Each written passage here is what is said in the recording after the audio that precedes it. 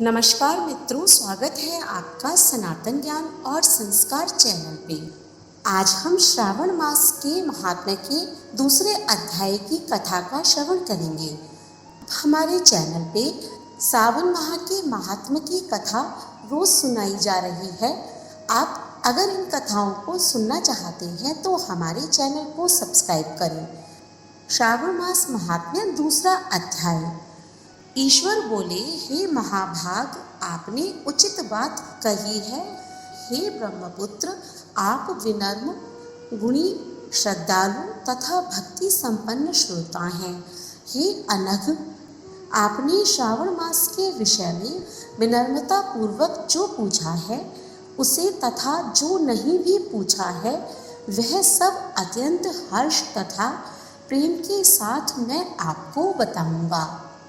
द्वेष न करने वाला सबका प्रिय होता है और आप उसी प्रकार के विनम्र हैं, क्योंकि मैंने आपके अभिमानी पिता ब्रह्मा का 5वां मस्तक काट दिया था, तो भी आप उस द्वेष भाव का त्याग कर कर मेरी शरण को प्राप्त हुए हैं। अतः हे तात, मैं आपको सब कुछ बताऊंगा। आप एकाग्रचित होकर सुनिए।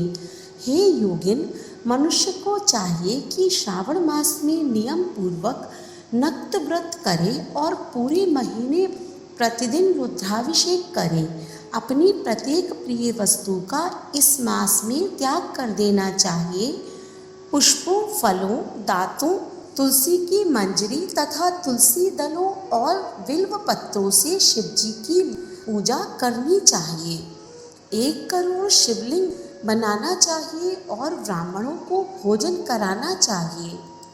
महीने भर धारण, पारण, व्रत अथवा उपवास करना चाहिए।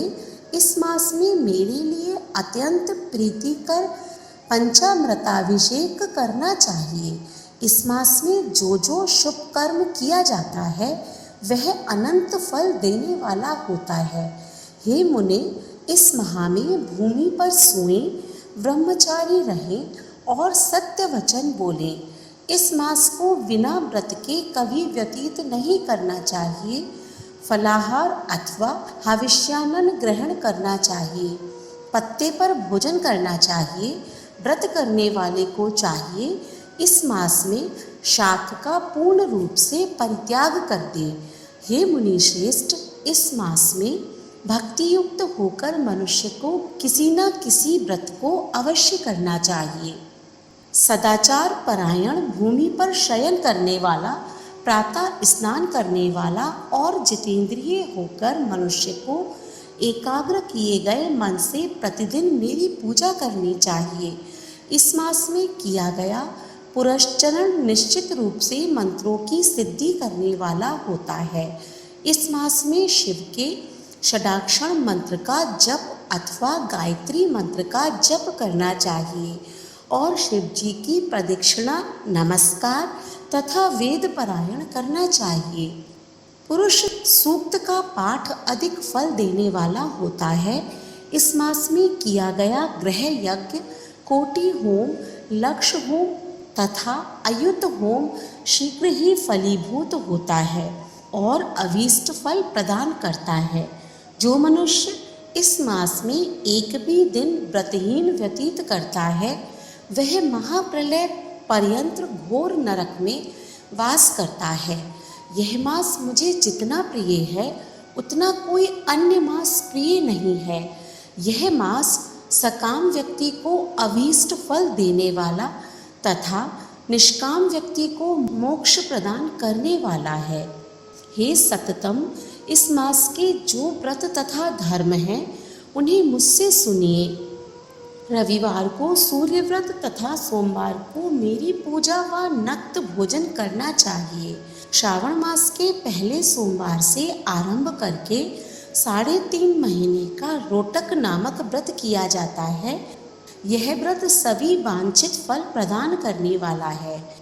मंगलवार को मंगला गौरी का व्रत, बुधवार व बृहस्पतिवार के दिन इन दोनों वारों का व्रत, शुक्रवार को जीवंतिका व्रत और शनिवार को हनुमान तथा नरसिंह का व्रत बताया गया है। हे मुने, अब तिथियों में किए जाने वाले व्रतों का श्रवण करें। श्रावण के शुक्ल पक्ष की द्वितीया तिथि को औदुंबर नामक व्रत होता है। श्रावण के शुक्ल पक्ष की तृतीया तिथि को गौरी व्रत होता है। इसी प्रकार शुक्ल की चतुर्थी तिथि को दूर्वा गणपति नामक व्रत किया जाता है। हे मुने, उसी चतुर्थी का दूसरा नाम विनायक चतुर्थी भी है। शुक्ल पक्ष में पंचमी तिथि नागों के पूजन के लिए प्रशस्त होती है। हे मुनिश्रेष्ठ, इस पंचमी को रौर वक्ल पादी नाम से जानिए। षष्ठी तिथि को सुपौदन व्रत और सप्तमी तिथि को शीतला व्रत होता है। अष्टमी अथवा चतुर्थी तिथि को देवी का पवित्रारोपण व्रत होता है। इस माह के शुक्ल तथा कृष्ण पक्ष की दोनों नवमी तिथियों को नक्त व्रत करना बताया गया है। शुक्ल पक्ष की दशमी तिथि को आशा नामक व्रत होता है। इस मास में दोनों पक्षों में दोनों एकादशी तिथियों को व्रत करना चाहिए। इस व्रत की कुछ और विशेषताएं मानी गई हैं। श्रावण मास के शुक्ल पक्ष की द्वादशी तिथि को श्री विष्णु का पवित्रारोपण व्रत बताया गया है। इस द्वादशी तिथि में भगवान श्रीधर की पूजा करके मनुष्य परम गति प्राप्त करता है। उत्सर्जन उपाकर्म, सभा में उपाकर्म, इसके बाद रक्षाबंधन, पुनः श्रवणाकर्म, सर्प बलि और हैग्रीव का अवतार, यह 7 कर्म पूर्णमासी तिथि को करने हेतु बताए गए हैं। श्रावण मास के कृष्ण पक्ष में चतुर्थी तिथि को संकष्टी चतुर्थी व्रत कहा गया है और श्रावण मास के कृष्ण पक्ष की पंचमी तिथि के दिन मानव कल्पादि नामक व्रत को जानना चाहिए। हे द्विजोत्तम, कृष्ण पक्ष की अष्टमी तिथि को श्री कृष्ण का पूर्णावतार हुआ, अतः महान उत्सव के साथ इस दिन व्रत करना चाहिए। हे मुनिश्रेष्ठ, इस अष्टमी को मनवादी तिथि जानना चाहिए। श्रावण मास की अमावस्या तिथि को पिठोरा व्रत कहा जाता है। इस तिथि में कुशों का ग्रहण और वृषभों का पूजन किया जाता है। इस मास में शुक्ल पक्ष की प्रतिपदा तिथि से लेकर सब तिथियों के पृथक पृथक देवता हैं। प्रतिपदा तिथि के देवता अग्नि, द्वितीय तिथि के देवता ब्रह्मा, तृतीया तिथि की गौरी और चतुर्थी के देवता गणपति हैं।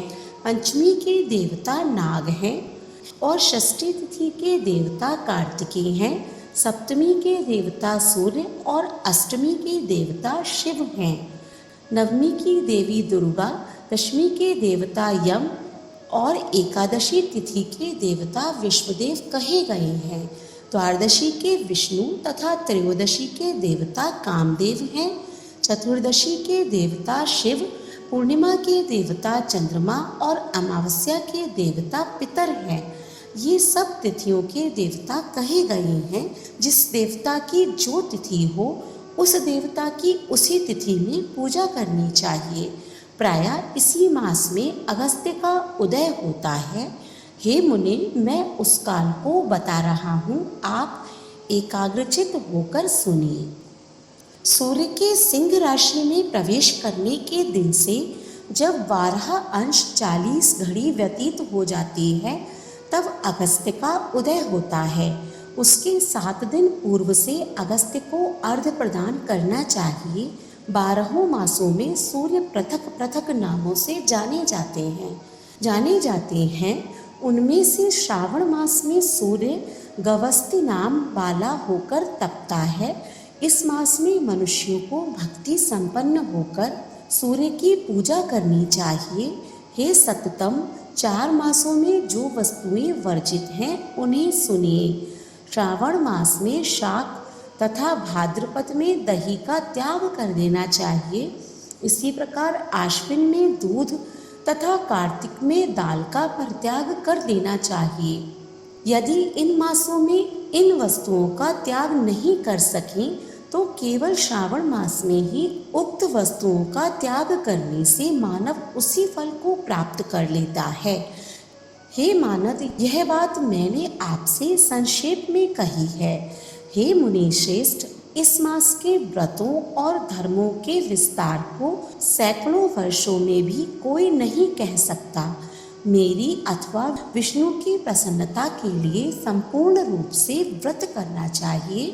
परमार्थ की दृष्टि से हम दोनों में भेद नहीं है। जो लोग भेद करते हैं वे नरकगामी होते हैं। अतः हे सनत कुमार, आप श्रावण मास में धर्म का आचरण कीजिए। इस प्रकार ईश्वर सनत कुमार संवाद के अंतर्गत श्रावण व्रतोद्देश कथन नामक दूसरा अध्याय पूर्ण हुआ। अगले अध्याय का श्रवण करने के लिए आप ऐसे ही हमारे चैनल से जुड़े रहें और ऐसे ही धार्मिक वीडियोस देखने के लिए हमारे चैनल को सब्सक्राइब करें। वीडियो अच्छी लगी हो तो कमेंट बॉक्स में ओम नमः शिवाय अवश्य लिखें। धन्यवाद।